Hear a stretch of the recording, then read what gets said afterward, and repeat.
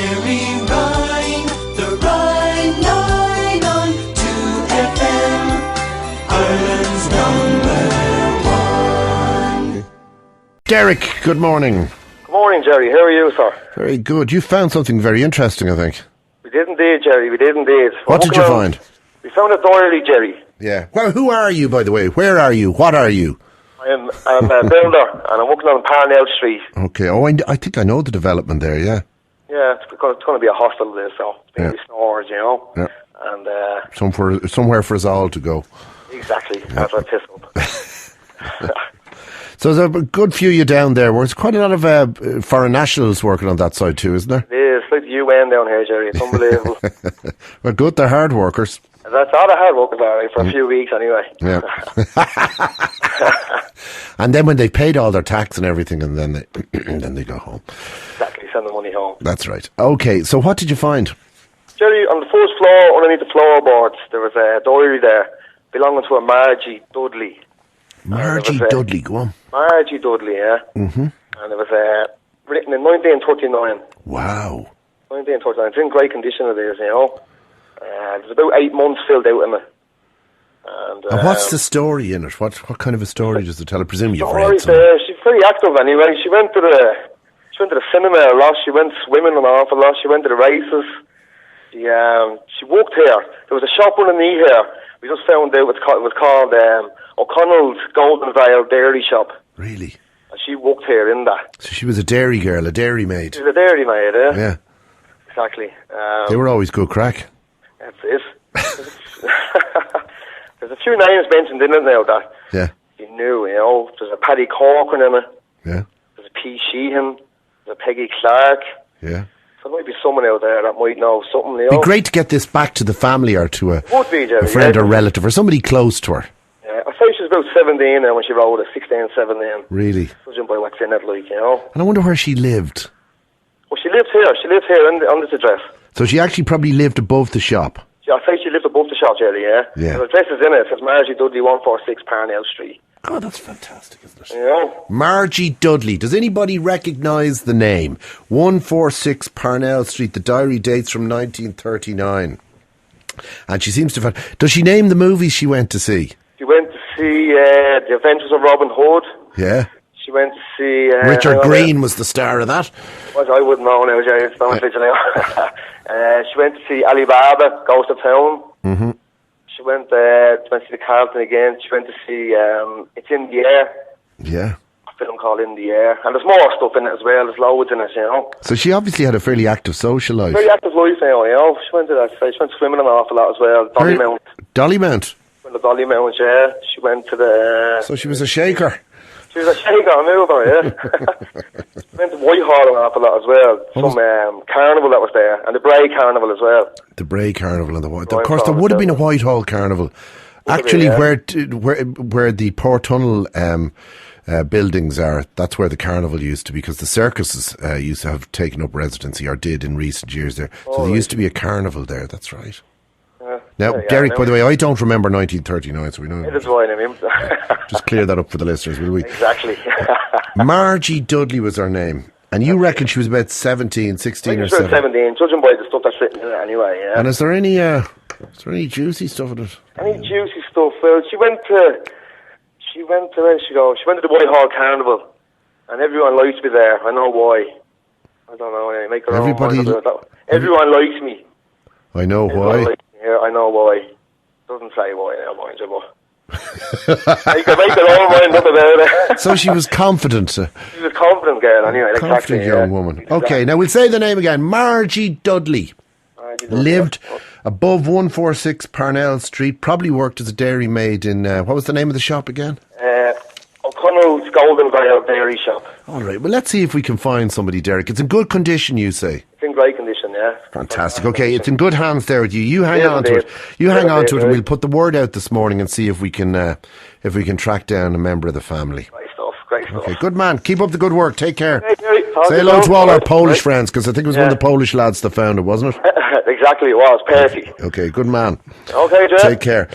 There you go. Great hard workers, those Poles. Now, Margie Dudley, 1939, 146 Parnell Street. She worked above the shop, and she seems to have been a very active, very confident young woman. Any relations, any descendants? Because we've got our diary and it's in very good condition, and it might be a lovely thing to add to the family history. Now, let me put which paper is he in? Let's see. Here he is. It's on the front page of the Sun, isn't it? Now, one little boy's dream came true yesterday. We spoke about this at the beginning of the programme. When he went to dinner with some very, very special people indeed. He's 11-year-old Connor Sutton, and he has just fought a 2-year battle with non-Hodgkin's lymphoma. It's a tough old disease and a real dilapidator, you know, and he's done extremely well. He ate with none other than the man himself, Tiger Woods, and the rest of the US Ryder Cup team after telling the Make-A-Wish Foundation about his greatest dream. He joins us now on the line from school. He's been taken out of school to have this conversation. So we welcome Connor Sutton. Good morning. Hi, Gerry. How are you, Connor? Fine. Great photograph of you there on the front page of the Sun this morning. And tell us what happened. Well, first... Tell me all the details. How did the whole day go? First, we went to the Michael Smurfit course, which we shouldn't have been there, so we had to get a car up to the Parma course. So we met Michael Smurfit in the Parma course, and he literally said, "Get in the buggy, you're my boy for the day." And we drove off. We met Tiger Woods, we met Jim Furyk, we met Phil Mickelson, we met Chris DeMarco, we met the whole European team. Fantastic. And I mean, did they know who you were? Were they expecting you? Before the night before, Michael Smurfit said that to bring this boy his dream, and they did it. I don't know. Obviously, you're a big golfing fan because the names of the teams there are tripping off your tongue. You're very familiar with them all. Yeah. You obviously keep it closer. So you are a big golf fan, aren't you? Yeah. So the Ryder Cup's the biggest tournament ever for you, isn't it? Yeah. Now, Dr. Michael Smurfit, fella that wouldn't be all that easy to get to. Sure, he wouldn't under normal circumstances. No, he wouldn't be. And he says to you, "Hop into the buggy. You're my man for the day." Yeah. How'd you get on with him? He's very funny. He's like a 12-year-old boy. Drives very fast in his buggy. You see, it's his buggy and his golf course. He can do whatever he wants. Yeah, I know. So did you get on well with him? Yeah. Yeah, he's a good guy, actually. And you were in the most expensive seat in the world, really, weren't you? Yeah. So how'd you get on with the lads? They were really nice, and probably one of the funniest is probably Sergio Garcia. Yeah. And probably one of the nicest was Tiger. Yeah, Tiger's a really pleasant guy. Now, Sergio Garcia is the fella who... jokes. He jokes a lot, and he also opened the Jack's door on Darren Clark, didn't he? Yeah. When Darren Clark was in having a pee, and they were having a good bit of a laugh with the spectators. Now, not only did you get to meet them, what was it like yesterday with the weather and everything? Was it a bit messy? Well, it was actually real sunny. Really? Well, it was a bit windy, but yeah, it wasn't raining. It was just sloppy on the course. And what did Tiger say to you? He said, "Hi, big man. What's your handicap?" And then he signed the hat and signed the autograph book and went. And what is your handicap? 25. Good boy. Did you get a chance to swing a club? No. No, I don't think anybody's allowed to do that except the team. Sure they're not. No. Now, off to dinner then you went. Yeah. And I'd say the grub was good. Where did you have the dinner? In the Smurfit Suites with the players. In the Smurfit Suites with the players? You were with the players? Yeah. You're joking. You're joking. No, I'm not. And what did you have? Had roast beef, bacon with mashed potato and broccoli. And what did Tiger Woods eat? Same. Same as you? Yeah. And what did Michael Smurfit eat? Same. Same as you? Most of them ate the same as me. And who else was there? Were the wives there? Were the who? Were the girlfriends and the wives there? No. No, it's just blokes. Just the teams. Just the lads? Yeah. Wow. So there was no messing? No. Well, do you know what? You're the luckiest fella in the world, really, aren't you? Yeah. And it's fantastic work done there by the Make-A-Wish Foundation. Did you think for 1 minute after telling them your story that you'd end up doing this? No. I didn't really know that I was going to get that close to them. Oh, God, you got the full 9. Yeah, that's the whole thing, isn't it? Yeah. Doesn't get any better than that. It's absolutely fantastic. I suppose you'll be glued to the telly now for the weekend. Yeah. Okay, well, I wish you the very best of luck, my man. Okay. I'm very, very envious. I'm going there on Sunday, but I won't get anywhere near where you got. I'm going on Sunday as well. Are you? Yeah. Who are you going with on Sunday? My dad. Well, enjoy it. Okay. Give us a shout if you see me, will you? Yeah. All right, take care, Connor Sutton. That's the man for the day. And congratulations to the boys in the Make-A-Wish Foundation. Great work done there. And also, you got to say well done to all the players and to Michael Smurfett for making Connor his Batman for the day. That's the way to go about it, isn't it? That's good stuff. Okay, we had conversation with a woman, a lovely, genuine woman. What was her name earlier on?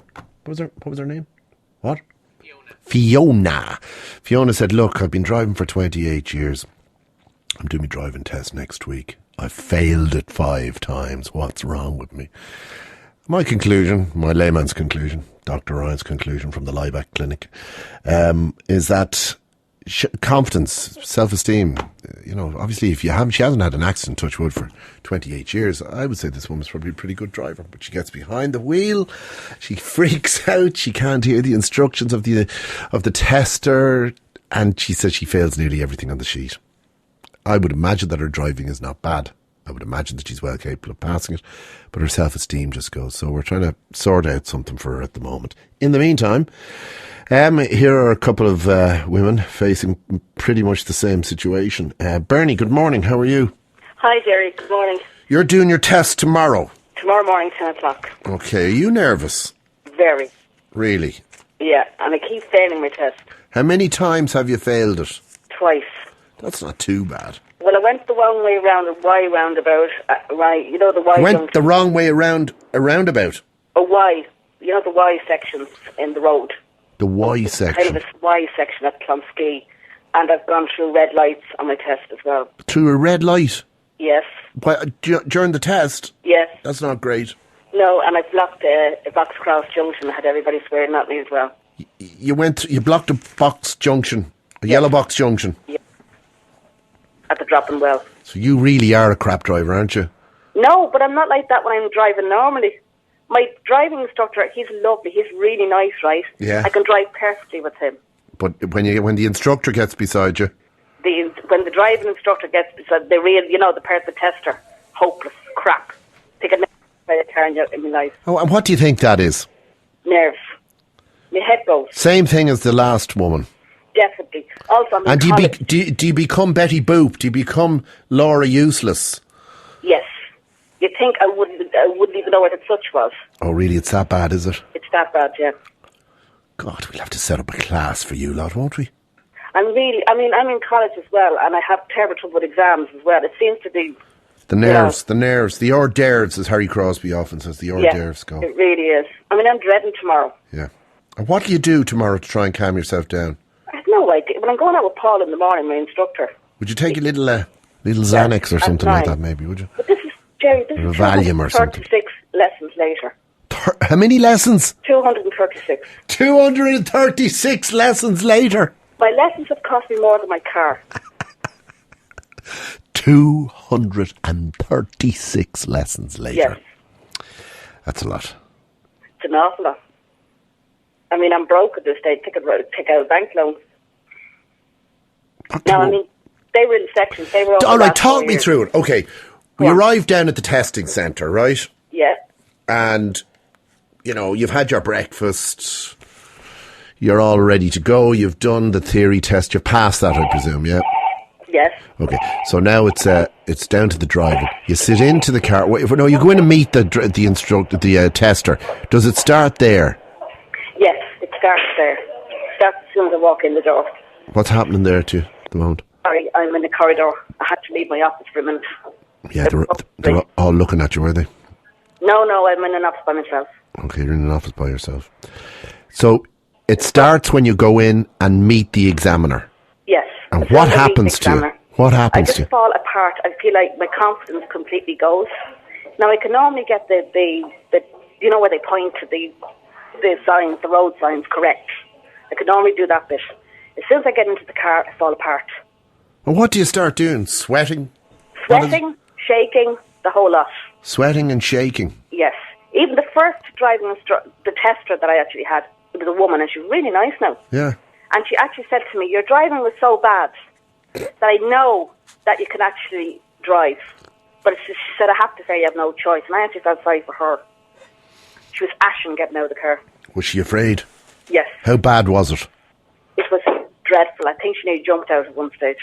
Why? What did you do? That was the one where I was behind the parked cars and thinking it was a line of real, moving cars. You were behind parked cars. You thought it was a line of traffic during your test. Yes. Could happen to a blind bishop.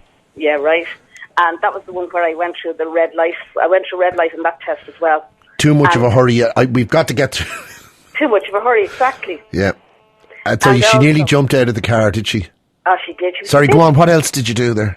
And that was the same one where I went the wrong way around that Y junction. Right, the wrong way round the junction. That must have caused quite an effect, did it? It did. There was a lorry driver and oh yes, and I almost milled down a pedestrian as well.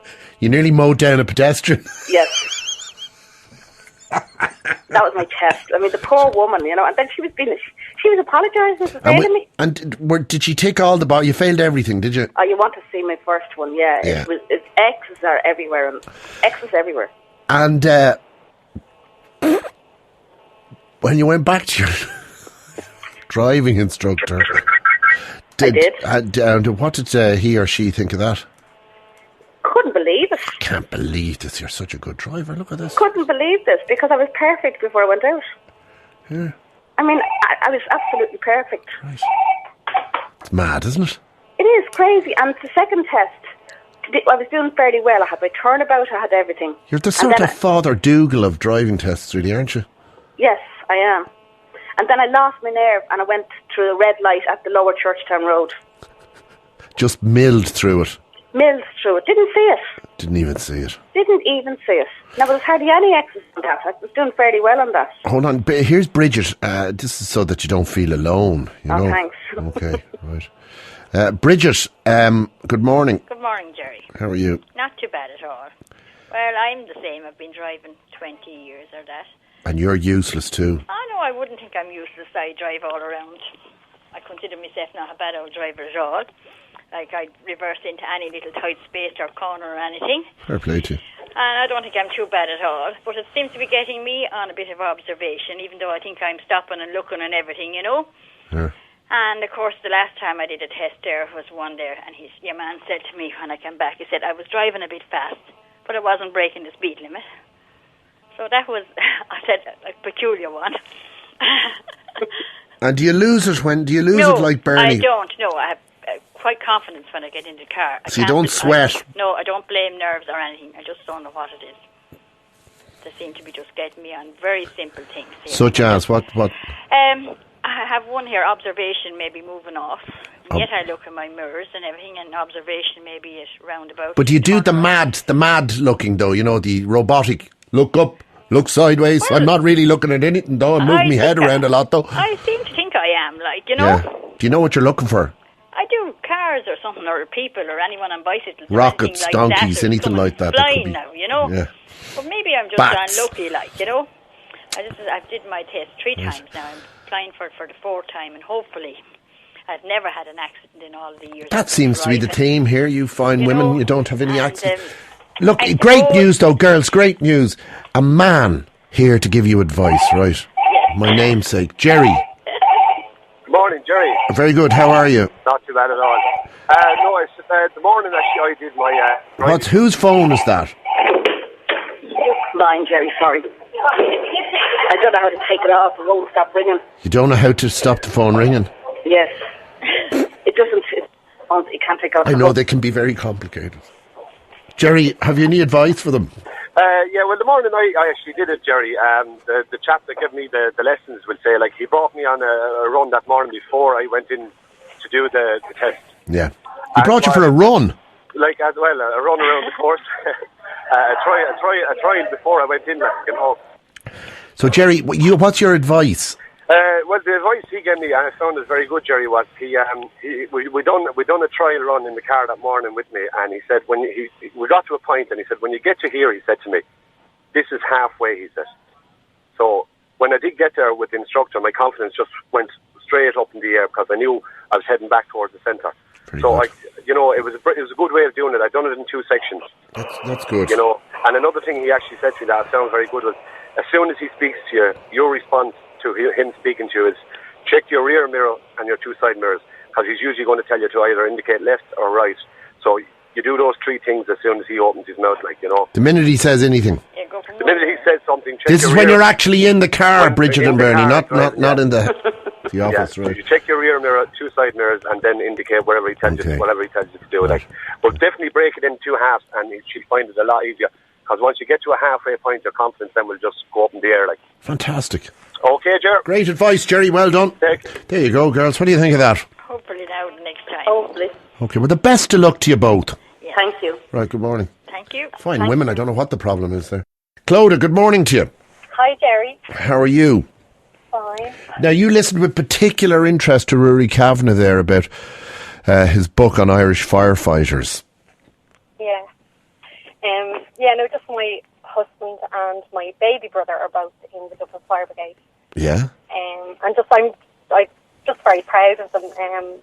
They come up against a lot of different situations, and since my husband has been in the service, a lot of people don't realise that 99% of ambulances that they would see going around Dublin are actually Dublin Fire Brigade ambulances. Yeah, which is kind of unique to the fire service, really, not just in Ireland, but in a lot of other countries as well. Yeah, well, in the UK, they're just on the fire brigade alone, the fire engine alone, but they are all trained paramedics in Dublin, and my husband he's delivered 3 baby girls. He's delivered 3 babies? Yeah. Well, fair play to him. I know.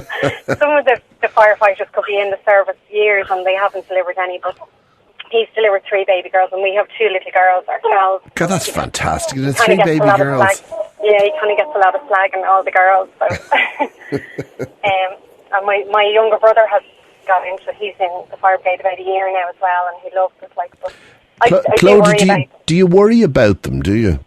I do. I'm kind of always saying to them, don't ever be a hero, because my husband has a family now.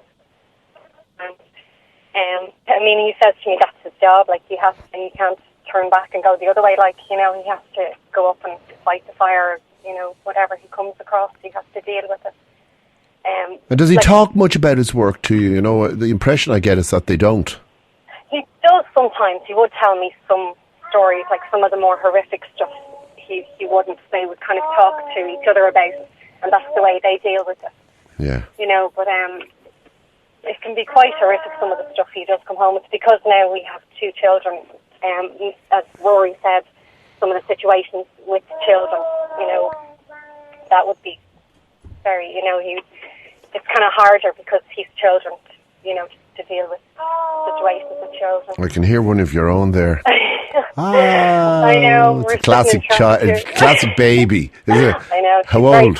How old is she? Very proud of her daddy. We have the one in the car is Ella. Yeah. And she's a year and 9 months, and then we have an 8-month-old as well. So. God, you've got your hands full, haven't you? I know, busy.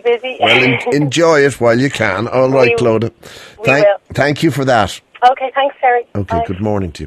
And Stephanie, good morning to you. Hello, Gerry. I listen to you every morning. Enjoyed the show. Thank you. My story is that my father, Peter McArdle, well, I'm a bit nervous. No need to be nervous, Stephanie. You sound great. He was killed in Pearse Street fire tragedy. It was Exide Batteries. On the 5th of October, it would be 70 years. And there was 2 other men killed with him, 2 other firemen, Robert Malone and Thomas Nugent. And what happened to them, Stephanie? Well, they were coming out, I believe. In fact, I wasn't born until 3 months after. And my mother was left with 7 children and expecting me. I was the 8th. Mother of God. And in those days, there wasn't all the help. I will be 70 on the 2nd of January next. But from the stories my mother told me when she was alive, and there's other members of the family still alive. My sister Muriel is still here in Dublin, the eldest. She remembers it vividly. And my brother Larry in Canada and my other 2 sisters in Canada also remember. We spoke lately on the phone, and I was suggesting putting in memoriam in the paper on the 5th, seeing that it's the 70th, to mark the 70th 17th anniversary will be the 5th of October. Coming now. I think you should do that. It'd be nice, wouldn't it? Oh, I will. I have a draft written out. Yeah, have you got it there? I haven't, but I remember it. Okay, well, let's hear. What do you think of the putting in? Let's hear if it sounds good. Well, MacArdle, on the 70th anniversary of fireman Peter MacArdle, who lost his life on the 5th of October, 1936. Also his colleagues Robert Malone and Thomas Nugent, and also in loving memory of his widow Kathleen and his son Ned and daughters Martha and Joan, since deceased, and lovingly remembered by the surviving family. There's 5 of us still surviving, living, and 3 are in Canada, Larry, Betty and Kay in Canada, and all married and retired there, and Muriel here in Finglas, and I'm Stephanie, now Nolan, and still lovingly remembered. At the time, Gerry, the firemen... That sounds very good. That will do the trick. Yeah, well, yeah. A lot of older people, obviously, because it's 70 years ago. I've been at weddings and different people, and grandparents at the wedding, if I said to them, did they remember it was always referred to as the Pearse Street fire tragedy. And lots of older people then in their 80s would say, oh, I remember that. At the time, you had a state funeral in City Hall. I've all photographs, and there was a whole inquiry at the time. Into what happened? Into what happened. And of course, you never got to meet your dad. No, unfortunately, and he didn't get to see me. But I had a lovely mother and family. At the time, my mother said all her sisters and family were arranging behind her back who to, they'd take this one and that one. And when she discovered it, she said, no way, the family will stay together. And whatever little there is will be divided. And that was our motto through life. And 8 of you together.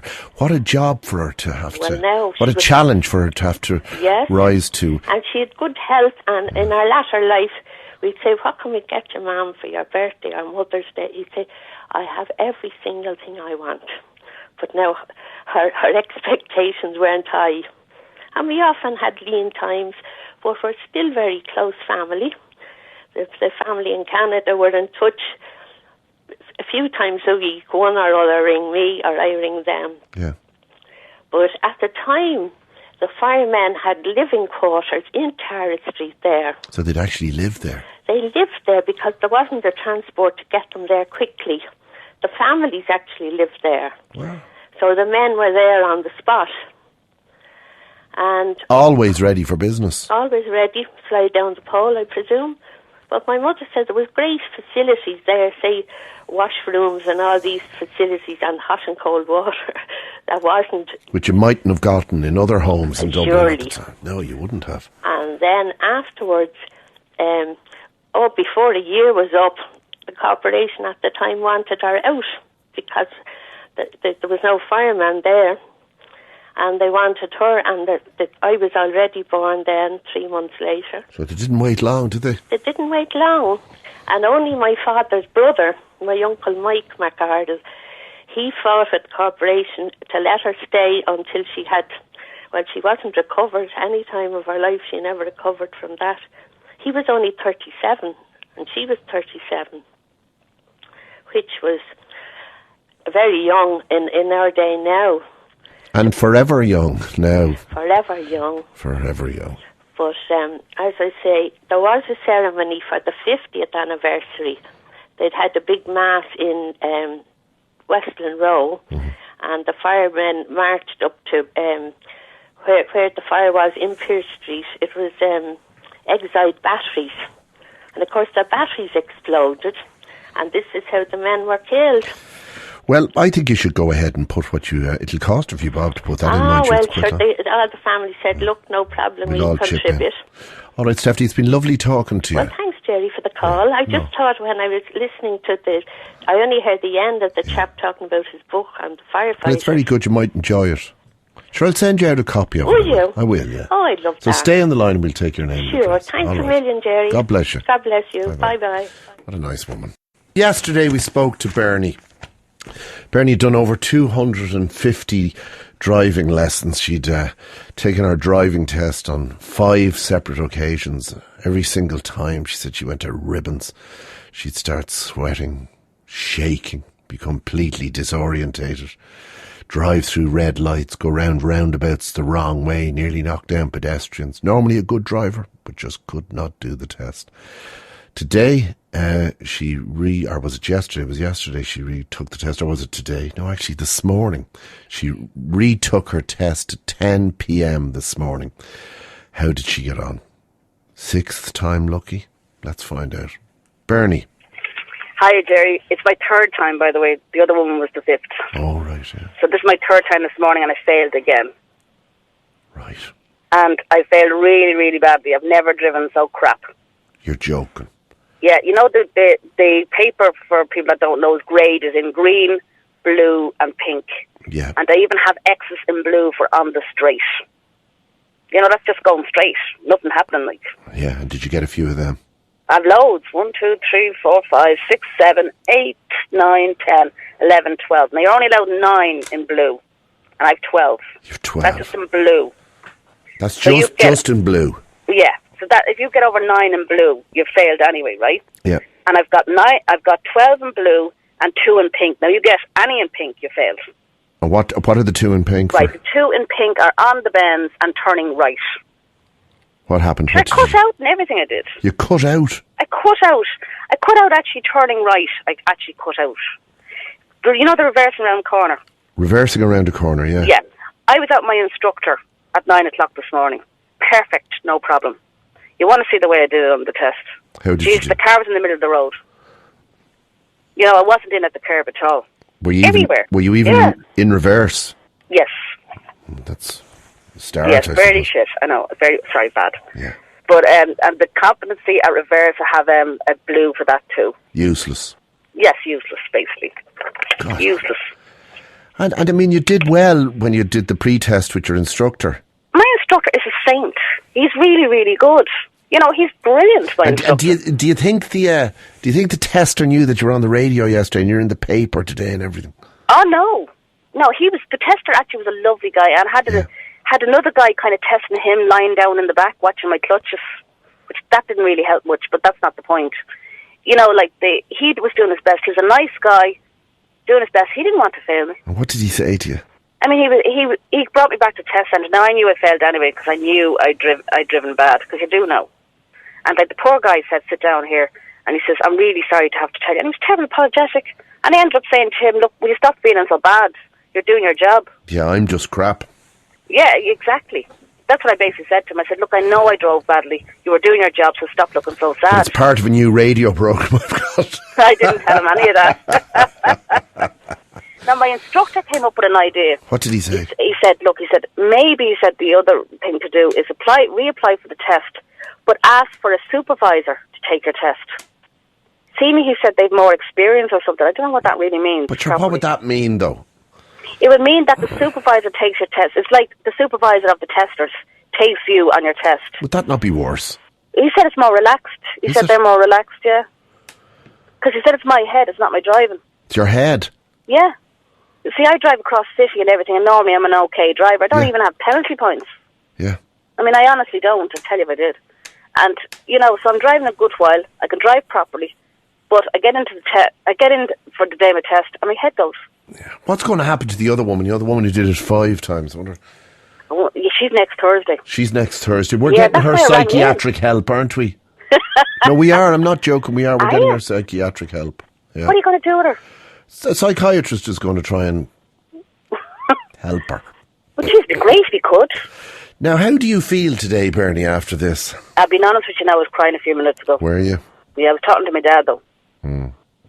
So, What did the dad say to you? Was he able to comfort you, calm you down? Well, he felt terrible for me. Because, he kept saying, look, he's been behind me in traffic. He's never been in a car with me. No. But he's been behind me. And would he get into a car with you, would he? Yeah. He would, really. He would. And I drive people home from work and all. Oh, I'm sure you do.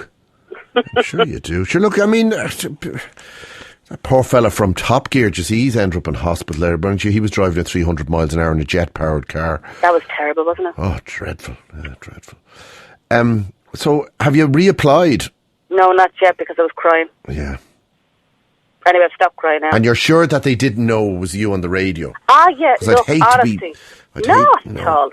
No, I deserve to fail. You deserved to fail, did you? You were that bad. Absolutely. The poor guy. I mean, what was the worst thing you did? What was the worst part? The worst thing I think I did, right, was there's a junction at the Bottle Car in Churchtown. I don't know if you're familiar with that. Oh, I do, yes, yeah. Yeah, and I cut out at that. I live near there.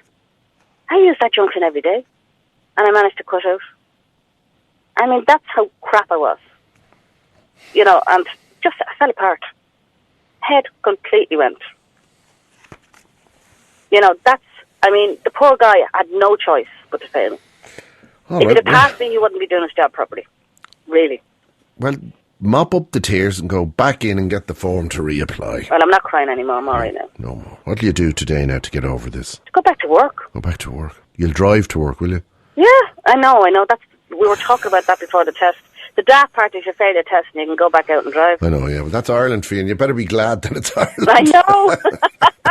All right, Bernie, I have a funny feeling you and I are going to be talking again.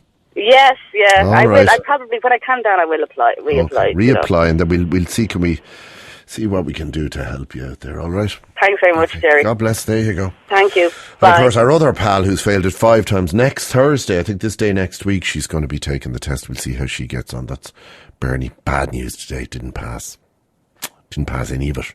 12 blue pencil marks on the form, as a matter of fact. Doesn't get any worse than that. Mary, good morning to you. How are you? Good morning, Gerry. Welcome. How are you? Not too bad at all. You've a bit of help for the I have, for the girls who've been failing that. Yeah. On the 17th of August. Did you? Went in shaken. Absolutely shaken. Yep. Was told to take this rescue remedy and everything, and I wouldn't, because I said I'd be afraid I'd freak out or something. Freak out on rescue remedy? It's unlikely, but however, I suppose you wanted to be careful. So Mary decides, go back the old way, say her prayer to St. Martin. He's a lovely saint. He works miracles for me, Gerry. St. Martin? St. Martin. This is the black saint? He's the black saint, yeah. And I'm telling you, he works it. And these girls, I can send you in by post. I don't have emails or that at the moment. No. I could send you in a copy if you could get it. You can write it out or you can record it, right? Have you got it there? I have. I'm going to say it. All right, this is for anybody who's taken the driving test. He used to be Blessed Martin. His head actually got knocked off the statue in my home when I was a child, and it was only in years later that I realised he was an African saint, and he is, and it's fantastic. And now he's Saint Martin, and you have the prayer there, Mary. Will you recite it for us, will you? Right. Good. Saint Martin, I come to you for help and blessing as I prepare to be tested for fitness to drive. Help me to know thoroughly the rules of the road so no one will ever suffer for my negligence or incompetence. May I be ready for the test prescribed by law. May my efforts and preparations be supported by your prayers so that I may deserve to be granted a license, and may I never abuse the trust that is placed in me. May all of us so behave on the road that deaths and injuries will no longer sadden our daily lives. We make our prayer through St. Martin and Jesus Christ our Lord. Amen. Amen. That's fantastic. Is that official? That is official, and it's in a little prayer book. It's from 42 Parnell Square, the apostolate, St. Martin apostolate. It's interesting that it's St. Martin, because, St. Christopher is the patron saint of travellers, and was, I suppose, as a result of that, became the patron saint of motorists. I wonder, how did Blessed Martin get involved? I don't know, Gerry. He's fantastic. Why shouldn't he, by the way? Why shouldn't he? He has 4 or 5 different prayers. One for animals. For animals? Sick animals. Right. One for examinations. One for peace in the family, and another one there for difficulties. Yeah. If you're going through, and he's absolutely marvellous. It's interesting you should be talking about St. Martin, because our favourite Catholic has just walked in here, Fiona Looney, and she might be aware that St. Martin has a prayer for driving tests. No. Have you taken the driving test, Fiona? No. You have? Did you get it? No. You might send that in to us. A lot of people could do with that. We could put that up on the website. Oh, no problem, Gerry. Okay, I'll get good. that in the post to you. Will you give us the one for animals, will you? The one for animals, yeah. My son Eddie uses this when his horses are sick. He's listening in. He's out driving there. So Good man. Good morning, Eddie. Gentle St. Martin, you love the animals God gives to you. Watch over the animals our loving Father has provided for us. Bless our pets. Intercede that all diseases and harm will be averted on them. Yeah. So much of their livelihood and joy depends. Right. Never be cruel to them or neglect them. May we always, following your example, attend to their daily tasks and gratitude with the love of God and another. And may we enjoy the animals and pets we keep safe. And through your powerful intercession, we make this prayer through you, St. Martin, and our Lord. Amen. Controversy brewing here on a Monday morning. I asked the question, did you know the year in which the first Swiss Army knife was produced? Now, according to the paper this morning, which the Mail, who carried this fantastic photograph of this brand new addition to the Swiss Army catalogue, which is a fabulous yoke altogether, with 109 different things in it. It says here that it was first produced in 1891. Now, a couple of people have emailed us in saying, no, 1897. So we're kind of thinking maybe it was designed in 1891 and mass-produced maybe for the first time in 1897. Or 18, yeah. Joe, good morning to you. How are you, Gerry? You all right? Good. Yeah, so you saw something good that I might like, that you certainly do. Gerry, salivating. I was like Homer Simpson when I came across this in bed, dreaming about a club sandwich, right? I was flicking through, I think it was Computer Active magazine. And next of all, I seen the keyboard, and sitting on top of the keyboard was this wonderful, lovely, shiny Swiss Army knife with a 2 gig USB key sticking out the end of it. Wow. Absolutely brilliant. Now, what you'd want it for in the middle of a forest as you're hacking away to start to fire with your little... No, but you see, the thing is that you might need it to bring information with you into, into the field, and you might have a small little mini laptop, and you might be working as a forward air controller, calling in airstrikes, and, you could have all your coordinates all downloaded in this, so that no matter what happened, you'd always have the information there. What about that? You could go to fish while you're doing it. Yeah, you're absolutely dead right. Yeah. It's just, the way the gadgets come out, you get, see your phone, and then 6 months later, another phone comes out. That's pretty much the same. It just looks slightly different. I happen to have that phone. Yeah. Well, this is the Swiss Army. Well, you're talking to your brother here. Do you know something? My favourite magazine is a thing called Stuff magazine. It's brilliant, isn't it? Yeah, brilliant. Except, where has it gone? Oh, God, yeah, I haven't seen it for a while. Have you? No, yeah, you haven't seen it for a while, neither have I. And I've asked my local news agents, and nobody seemed to know anything about it. You normally take notice of it, because there's usually a half-clad woman sitting on the front of it with a... Yeah, now, I've nothing against, like half-clad women. I think they're fantastic, and it's great, and more of them maybe. But I really don't understand. If I want to see something about a Swiss Army knife or a computer or a car, I prefer just to see the gizmo, not the bird. I have to say, Computer Active is probably one of the better magazines on the market for that. They have a fairly good section in the middle of it where you'll always get maybe a dozen different things that are out over the past 2 weeks, small and big. But the Swiss Army knife, I thought, just took the biscuit. Well, what about this one with 109 things? I know. Be deadly. You'd never be stuck. I mean, it looked absolutely fantastic. What, it even has a cigar cutter. And it has hexagonal spanners and bicycle chain rivet setters. And you don't even have to worry about the weight of it. Because I've got gadgets at home that go onto your belt to carry them. Yeah, really? So, yeah, you don't just put it in your pocket. It won't put a hole in your pocket. Little thing on your hip, out it goes. And chop out she yourself a goes. bit of wood and light your fire, took your rabbit, and home you go happy. Sounds good to me, Joe. I'll see you in the forest. Good morning. All right. There you go. So where has Stuff Magazine gone for fellas like myself and Joe? It has disappeared, and I've gone into several newsagents in Dublin and I've not been able to find it. It's like classic cars. That seems to have disappeared as well. That was another one of my favourites. John, good morning to you. Good morning, Mr. Ryan. How are you? Very good. How are you? Welcome. Fantastic. Good. 1891.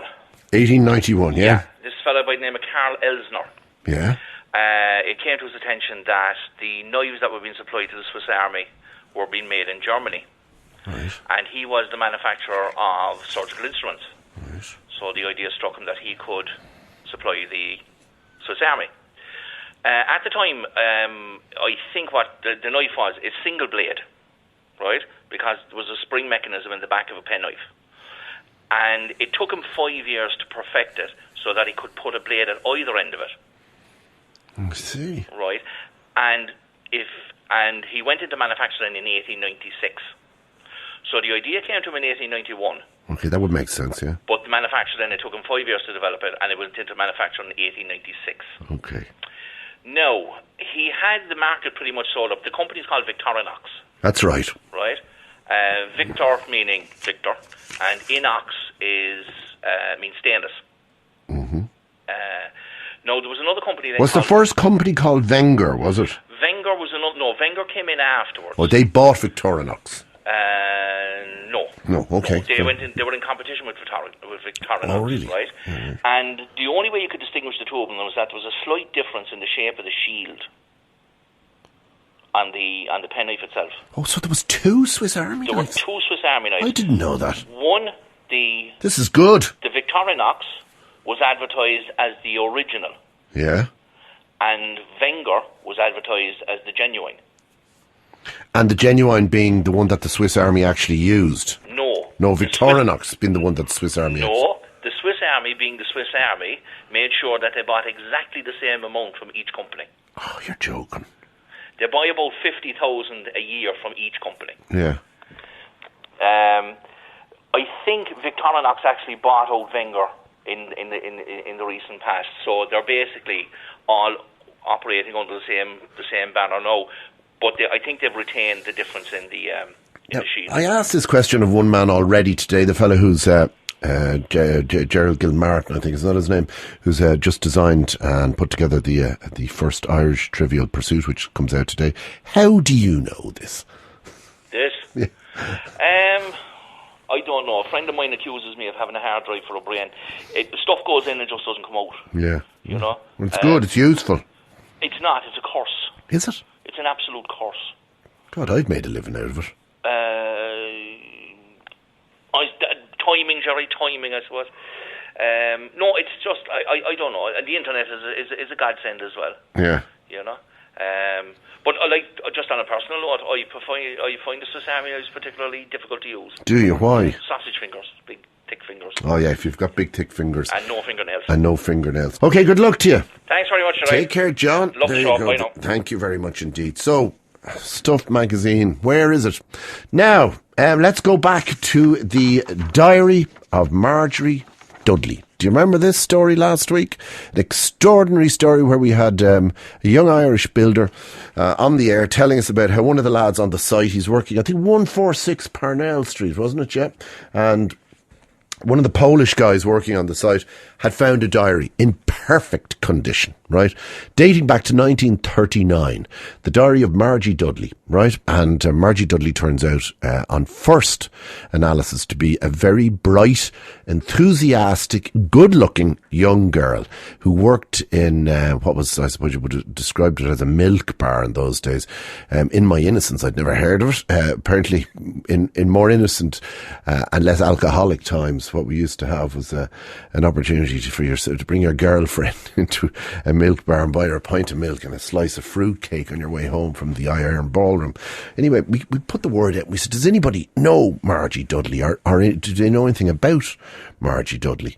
And we had one fellow who came on and said his uncle had gone out with her, Paddy Corcoran, when he was 17, but he'd emigrated. And beyond that, I have to say we didn't find out a whole lot more. Derek, are you there? Good morning and welcome back. Good morning. morning, Gerry. How are you? Very good. Okay, so the search continues. I'd like to introduce you to Dennis. Derek's the guy who was on the site when the diary was found. Dennis, good morning to you. Good morning, Gerry. Very good. You've heard of the Margie Dudley story? Yes, I heard about it on Friday morning on my way into work. I commute between Carlow and Dublin, but I wasn't in a position to ring you then on Friday morning. And I rang Derek on Saturday.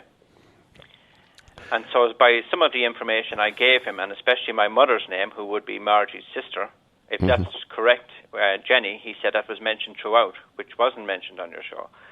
And my mother is still alive, but Margie is since dead. He mentioned some other names then as well, and when I mentioned them to my mother, who's now 86, and it was her birthday on Friday, incidentally. Oh, what a fortuitous thing to be discussing her sister. So, like some of the names, she would have said, yes, that person lived on Regent Street in Bagnestown, because that's where they came from, Bagnestown, County Carlow. Or Pete Sheehan was on the Ryle Oak Road, and different people that names I wouldn't have heard before. But she was able to identify them. She could identify some of them, but when I mentioned Jenny, Derek said that name was mentioned throughout, and so they were both in Dublin at the same time. That's fantastic. So this woman, Margie Dudley, whom we spoke so much of on Friday, was your aunt. Well, it would seem to be the case if that's how it works out, yes. I mean, do the names tally? Well, only from talking to him and... Well, Dudley, I mean... Yes. Yeah. Yes, that was the name, and that was my mother's name. Well, it's definitely got to be her. Yeah. The too many coincidences there must be her. Now, I was also asking, because my mother worked on the North Strand for people by the name of Rafferty's. And so he said that there was some mention of that. I was trying to give him names that I knew, or that I was aware of at the time, or locations. And I know another thing how they would have spent their time. They would have sat on the wall at the Cunningham Road and watched the traffic going out of Dublin to see if they could see anybody, who was from Carlow or that part of the country, Bagnestown, on their way out. But God, innocent times, if you were entertained by that. Very different times, yeah, certainly. And what was she like? Do you know anything about her? I never met her, and she went on then to work in the Land Army in Britain. Oh, really? And that her boyfriend then, from Bagnestown, a building collapsed on him during the war. And so she ended up then in America. She went to Portland, Oregon, and then to California. Wow. And is that where she ended up? That's where, and she died at the age of 61, yes. She married a man from Hawaii. From Hawaii? Yeah. It's a long way from Bagnallstown to Hawaii, isn't it? In the Second World War. God, that's incredible. What a story. Joined the Land Army. These were girls who worked in agriculture in Britain during the war, and they were a very vital and very important part of the economy over there, and played a substantial role in the survival of Britain, during the war years. And then it's off to Portland, Oregon, and then from there off to California, where she marries a fellow from Hawaii. God, I tell you, she was the business for those days, wasn't she?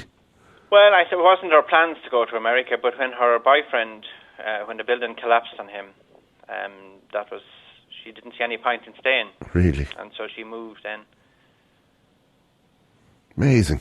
Absolutely amazing. Well, Dennis, it's fantastic to talk to you, and I'm delighted that we've gotten somebody so close to home, as it were, in relation to this story. And I think really we found the right person. The diary should be with your mother. Well, and I said to him if I can enter, but she's invalid, unfortunately, so I wouldn't be able to travel. She wouldn't be able to travel to Dublin, but I would like to arrange for him to meet her. Absolutely, yeah. That'd be great. Derek, what about that? Oh, brilliant. Quite years old there, but anyway, wasn't it? Yeah, it's fantastic, isn't it? I didn't think we'd get anybody as close to it. And now we have. Yeah. Well done. She was 17 as well. She was. Yeah. She was born in 1922. Born in 1922, so that would make her 17 in 1939, the year of the diary. Which is the age that we thought she was on Friday. All right, well done, Derek, once again. Dennis, thanks very much. I presume you two fellas will be talking. A great story. Well done. Indeed. Good morning. Thank you, Gerry, for your show, because without that, the connections wouldn't be made. Absolutely, and that's what we like doing, and it's a very important part of your family history, and now the diary goes back home. Okay, thank you, Gerry. Jill, good morning to you. Hi, Gerry. How are you? Fine, thanks. Annoyed, but fine. What are you annoyed about? All the controversy lately about the young drivers and getting them to pass the test, and the driving examiners are supposed to be doing overtime, working weekends, working late nights. Working every hour that God sends them. exactly. And my daughter, she's 19. She was taking the test for the third time last Friday in Tralee, County Kerry. Yeah. She'd put 3 extra driving lessons in that week, gone into all the aggravation and the nerves. We got to the test centre plenty of time. We were sat there at 4:30 and we waited and we waited. Nobody came out to us. We went to knock on the door, there was nobody there, and then 10 to 5 the tester came through and he said, I won't be taking the test today, I'm late back from the last appointment. I won't be taking the test today, I'm late back from the last appointment. Yeah. I don't understand that. What does that mean? It sounds like a work to rule, does it? Well, he'd apparently taken somebody out and he'd got stuck in traffic. Yeah. So he was late coming back. Okay. And he said, if you'd have been late coming for the test, I wouldn't have taken you. But I'm 20 minutes late and I'm not going to take the test. Well, what was he off to do then? Well, I said it was 10 cup to 5. of tea, a couple of Xanax and 2 Valium? Well, 10 to 5, Friday night, sunny night, no rain, no problem. And I said to him, have you got other tests and you're missing this one to put the others in line? Because the last time she had a test, it was 20 to 7 at night. Yeah. He said, oh no, I finished for the week. I said, you finished And for the week? you can bugger off, basically. Exactly. And he said, I'm not arguing with you, I'm not doing it. And was he pleasant about it? He was nonchalant. He was polite, but I'm not getting into an argument, I'm just not doing it. And I said, so I explained, I said, she's gone through all this is the third time. I said, I don't leave her out on her own on the road, I don't think it's safe. I said, what's happened to the government rules about getting the young ones tested and getting them off the road? You know, getting them on the road, to be safely on the road. I'm not arguing with you, I'm not doing it. We're 11 examiners down, they've stopped our overtime, I'm not doing it. And basically, that was it. And would he have gone into overtime to take her? Well, he said he would have had to because it was his last test of the evening and he now didn't have time to do it. All right, let's just get a handle of this. They've stopped the overtime at a time when there's 3.5 billion people queuing up to do the test. Where was this again? Tralee, County Kerry. Tralee in County Kerry. Which exact test centre is it? There's only one test centre. There's only one? Yeah. And there are 11 examiners down and they've stopped overtime? Yeah, apparently he was out of the county. There was actually nobody else there. And I said, we've been sat here getting more worked up, absolutely pathetic. I said, and you're coming back now and you're just not taking the test. And it's your last test of the week. And that was it. No, she'll have to reapply. She'll have to reapply? Yeah. Because he was late? Yes. I know. Yeah. No, that's baloney. Well, this is it. He sent a letter off now to the test centre. I rang them yesterday. I was holding for 15 minutes and I hung up because I couldn't get through to them. No, that's not fair.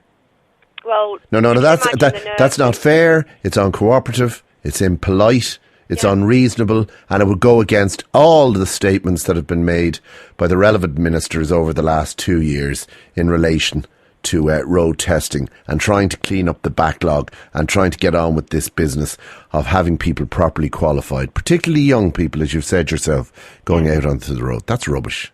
I mean, it makes you feel like saying, look, I mean, I do. I'm not beyond understanding that the tester may have, a strong personal and maybe even a passionately held opinion regarding the fact that they're down 11 testers and that the overtime has been stopped. That's a different argument. In relation to the way that the public are dealt, I do not believe that internal gripes or problems should spill out into the way that the public are dealt with. That's the worst thing. If you do that in the commercial world, do you know what happens to you? You go out of business. Yeah. You go out of business. That's not fair. Now, who will we be talking to about that, I wonder? Well, this is it. I mean, I was going to get onto them yesterday, and I just I think it's the Minister for the Environment, isn't it? Yeah. All right, leave it with us. Okay. Thank you. Thanks, Gerry. By the way, did I, in a gratuitous, selfish, and boastful way, mention that my eldest daughter got her driving test on the first go the other day? Well done. She didn't even tell us she was going out to do it. No. Wasn't that smart? She just disappeared out. Didn't tell anybody, so there'd be no pressure. This is it, because they get pressure. Yeah, oh yeah, You imagine huge the pressure. and then it Yeah. won't take you, you know? I should also enter the caveat that I always enter when discussing driving tests. You are listening to a man who possibly has no right to discuss this issue because I never did one. I received the last amnesty licence in Ireland.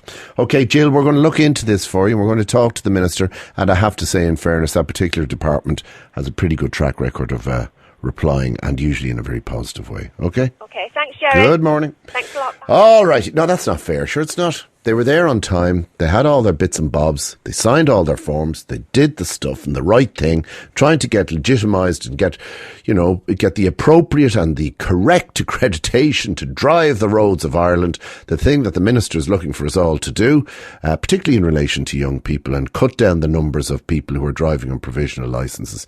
And it doesn't sound like they were treated. They certainly weren't treated with grace and charm. It was an inelegant way of dealing with what sounds like a personal matter. Paul, good morning to you. Good morning, Gerry. You've got a question for us. I have.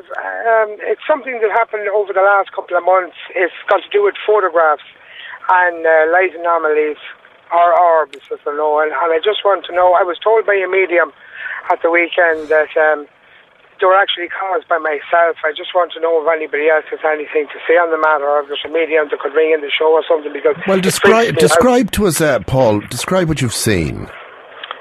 Well, initially when you take the photograph, before you take the photograph, there's nothing there. A photograph of what? Of any particular thing. It could be a person, it could be a house, it could be this. Most of the photographs I have taken were from a lakeside view in North Meath, and there's orbs. Bright orbs, dark orbs. There's one particular orb, and that's when you bring it up close on the camera on the computer, it actually looks like a skull. They're like, for all the world, like rain specks on the face of the camera. Well, can I ask you, let's get the very obvious question out of the way. Yes. Have you checked the lens of the camera? I have it several times. And it's perfect. Yes, and have you checked inside the lens compartment? There isn't anything in there either. Nothing. No. And you've used different cameras. I used two different cameras, but they're only in some photographs, they're not in them all. I rang a photographer in Navan at the weekend about it, and he put me on to meet him. He said he'd never seen it or heard tell of it. He's doing it in years. Well, do you know about my story? And this was, if I recall, this was covered by the Sun newspaper many, many years ago. Well, sure, I'll tell it again. It's a long time since I've told it. This might give you some comfort, because you probably think you're going mad. I am. Well, you're not. But I do. You're not. I'm lying in the bed one night with Mrs. Ryan in a house in Marino. It was the first house we ever bought. In fact, you wouldn't get the price of a meal in a steak restaurant for what it cost back in those days. But we're lying there one night in the back bedroom, which was our bedroom.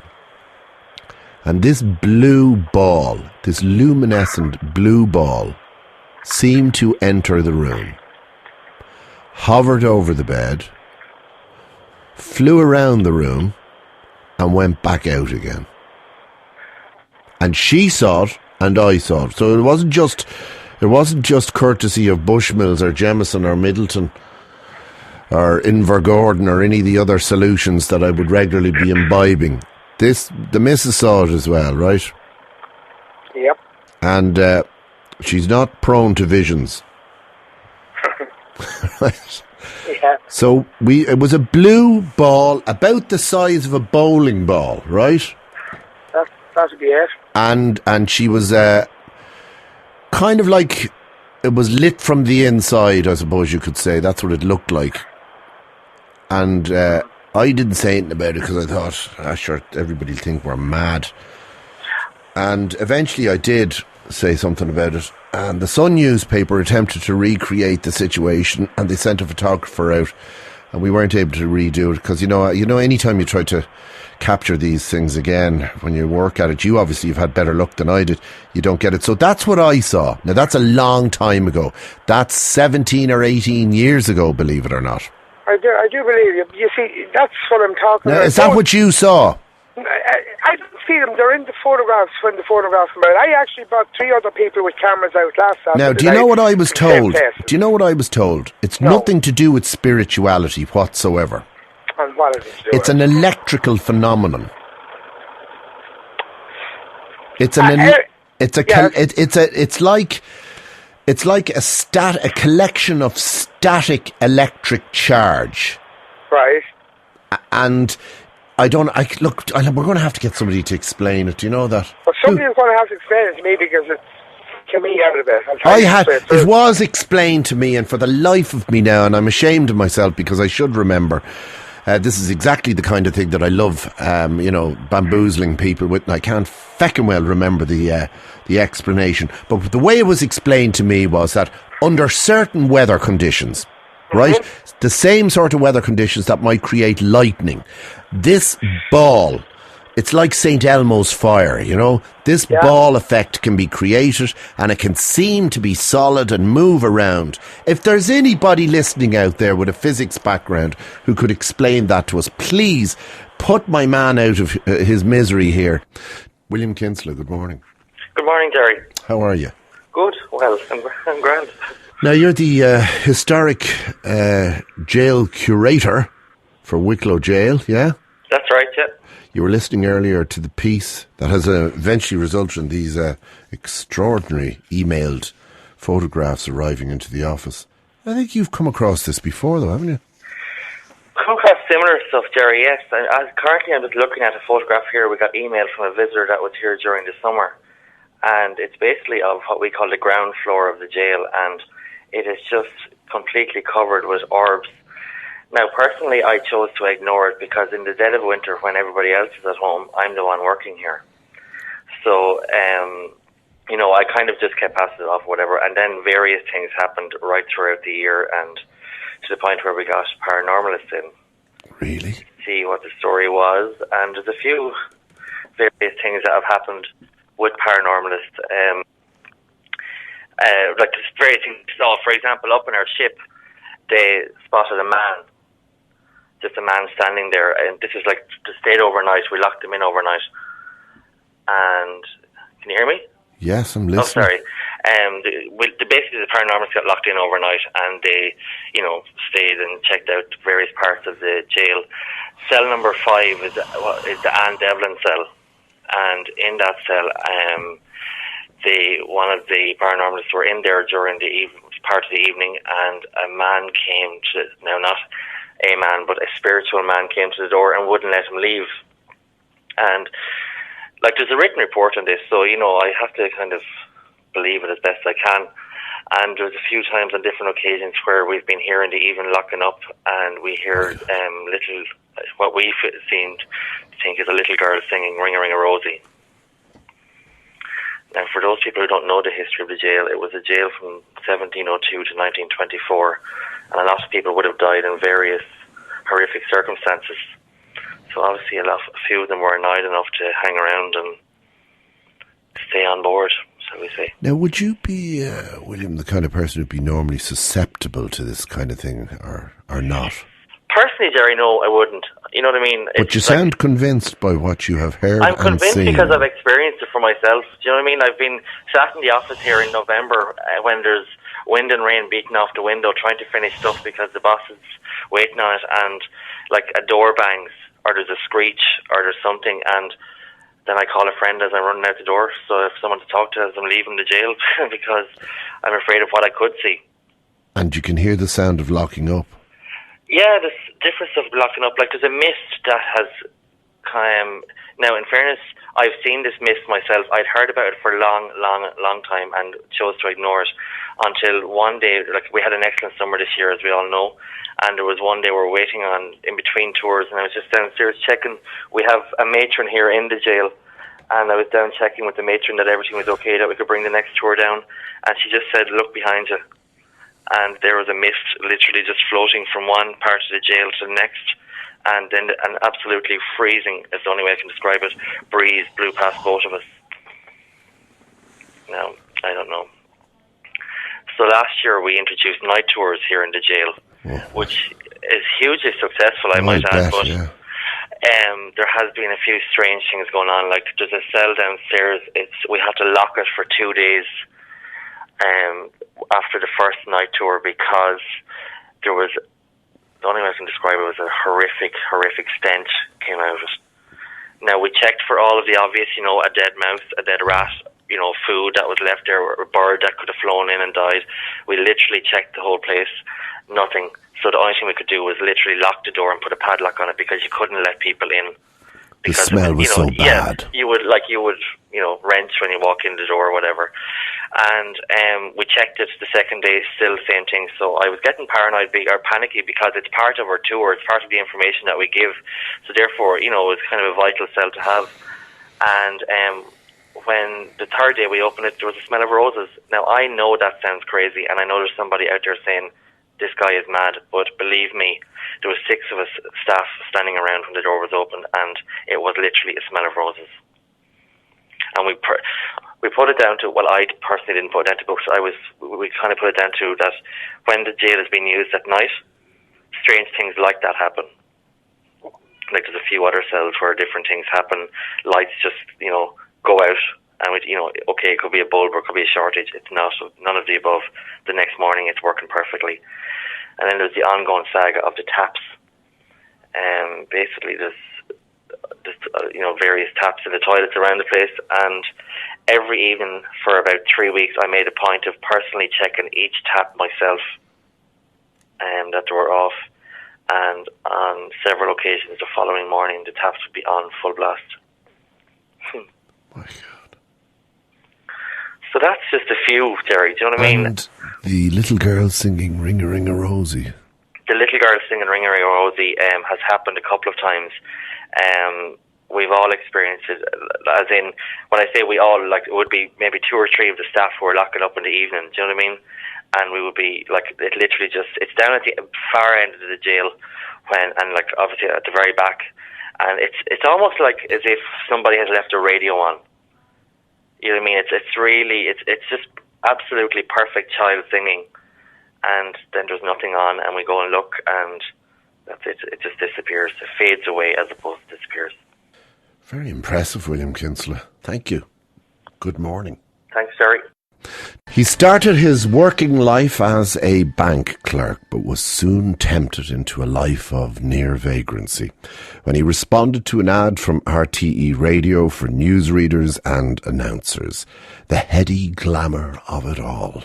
His first ever broadcast was a cattle market report.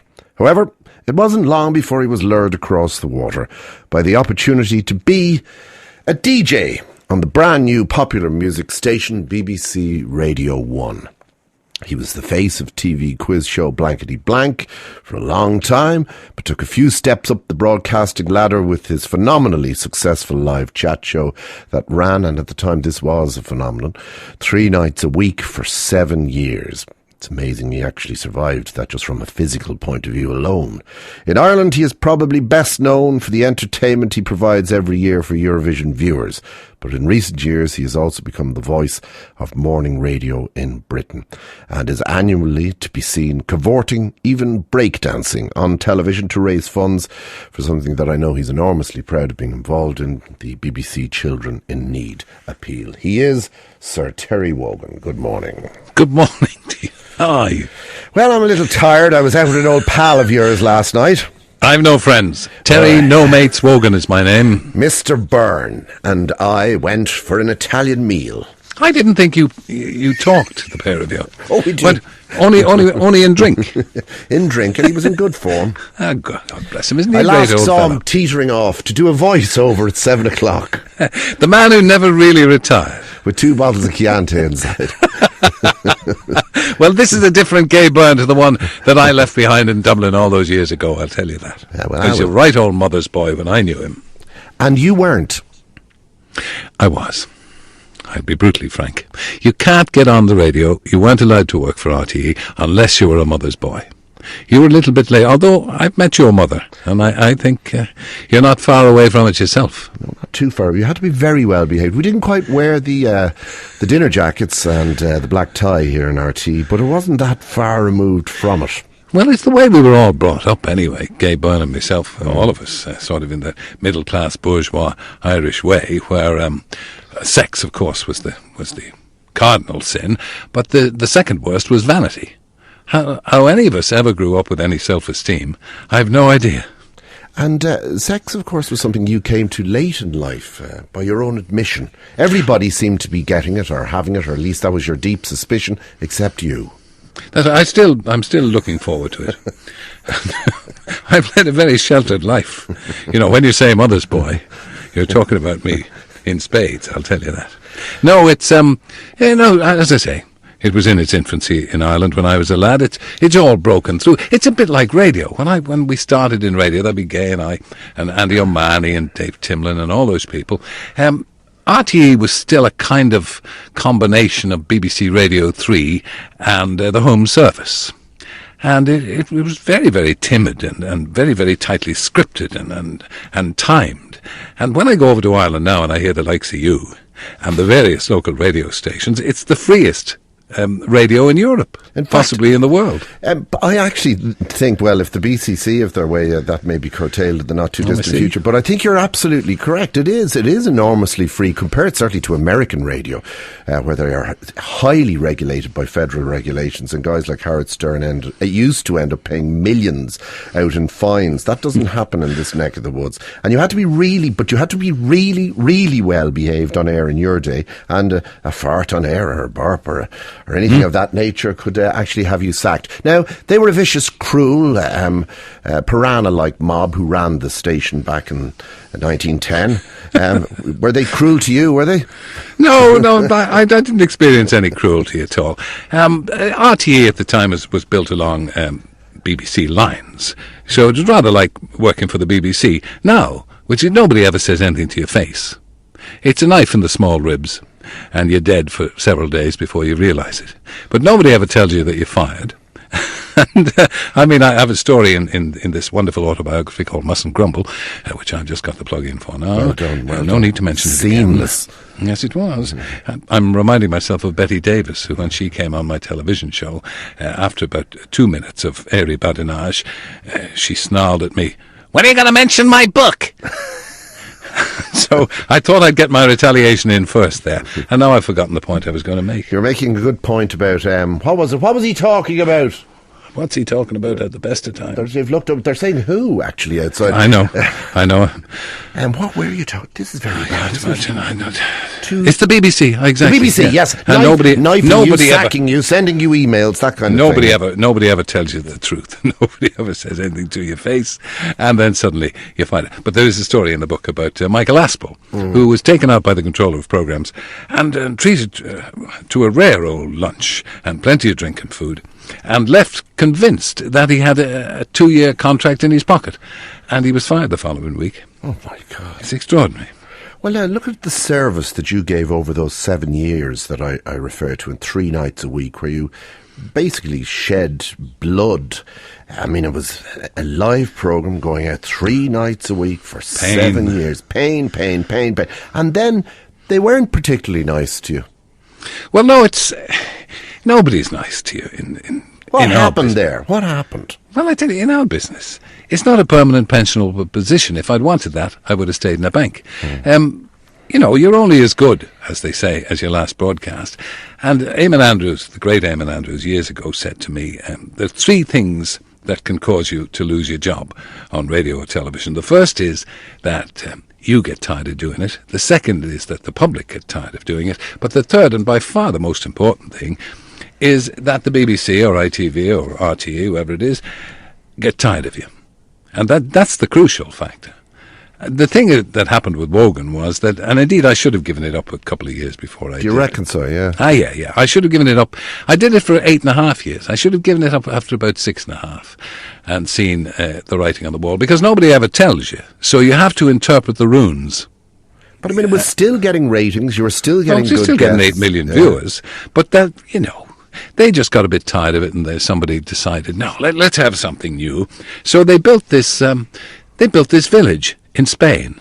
Oh yes, El Dorado. Without telling me. and then eventually I got the elbow, or as the British press is inclined to say, got axed. Everybody gets axed. And like dear old Esther Ranson can do That's Life for 12 years or even more. And eventually, of course, because nothing lasts forever in our business, she goes and she's still axed. So I got axed for a thing called El Dorado. Which was possibly the greatest plague of television in the history of television. No, that was worse than El Dorado, for goodness sake. Was there? Turn on your television any night you like. Oh, now maybe there is, yeah. Did you derive pleasure from the fact that it sank slower than the Titanic? No, my Jesuit training has taught me to derive no pleasure from anything, and least of all an occasion of sin. And I was going to say that they did this, you see. My theory is that if they had continued with El Dorado, terrible and all as it was, it would now be like Emmerdale Farm, because Emmerdale Farm, which was incidentally based on the Riordans all those years ago. Yes, it was. They saw that this was successful on Irish television, and they decided to do a farming thing on ITV. And they never go near a farm now in Emmerdale. It's rather like EastEnders. They're in and out of a pub all the time. But they just persisted with it in the face of all sorts of mediocrity, and now it's extremely successful. And the same thing could have happened with El Dorado. It's only about carrying on. Can you recall how they told you? Because I know one of the most frightening stories for any broadcaster is Benny Hill being brought in by the new controller of programmes and being told, we're not doing any more Bennies. And it's so chilling, considering that at the time he was probably maybe the most successful entertainer in the world. Well, that would be ITV, who would be a bit more straightforward because they're commercially driven. Yeah. But I don't remember how the BBC did it. They kind of suggested it. And then I took a hint. And then they had a couple of dinners for me. And then they expected me to go quietly, which I did. And luckily for me, radio wanted me back. Yeah. And I was able to re-establish whatever credentials I had. And that... and re-establish with a passion. Because it now becomes, and you can't compare anything, even on satellite, to it, it now becomes maybe the most successful radio programme in the world. I mean, we were trying to do the calculations per head of population. It would be the most listened to radio programme in the world. It's certainly in Britain. Yeah. But then, as I always say, without any false modesty, there's 60 million people in Britain. I get 8 million every morning. That's 52 million people who couldn't care less. And I think it's terribly important to remember, we were talking about it this morning, that on the 8 million people, only about 10 will be listening to you closely. For the rest, you're just a voice that drones on in the background. And because I've been doing it for so long, it's familiar, it's predictable, they're used to me. I'm a bit like a hole in the carpet or the kettle in the corner, you know. I'm just there, and they're used to me. And that's one of the reasons why it is successful, because the essence of all daily broadcasting, as you know yourself, is predictability, doing the same thing, having the same voice there in the morning. It's a comfort. I'm just an old comforter. A little blanket, as it were. Prince Philip asked you, I think, when you were getting, was it your knighthood? What a lovely man. Lovely fellow. I mean, it's fantastic he even knew who you were. No, he didn't. He called me Logan. He said, how do you go burbling on in the morning like that? And I said, well, I talk to myself, sir. Oh, he said, all right. Carried on then. He seemed satisfied. And that really is what I'm looking now at the wall, and indeed for a lot of the time I actually feel as if I'm talking to myself. But that's all you're doing, isn't it? Yeah. If you can't do that successfully, that's the essence of what we do, is talking to ourselves. If you start thinking about your public and about the people who are listening, the one thing you really can't do is aim for lowest common denominator. You must set a standard for yourself and stick with it. Stick with what you can do and talk to yourself. And if you amuse yourself, hopefully, if you build up a listenership, you'll amuse some of them some of the time. Anyway, look, it's been an absolute pleasure talking to you once again. And to you, my friend. I wish you the very best of luck. May your rain continue to pour down. Yeah. And the book is called Mustn't Grumble, and He Doesn't. Terry Wogan, the autobiography. Thank you. Bye-bye. Thank you. Bye-bye. Gerry